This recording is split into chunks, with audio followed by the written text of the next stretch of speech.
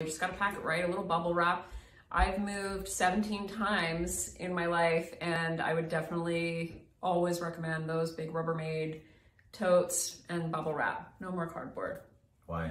Because the cardboard boxes get beat up, and they're not, you know, you're a lot better off. You can protect your items better in a Rubbermaid bin.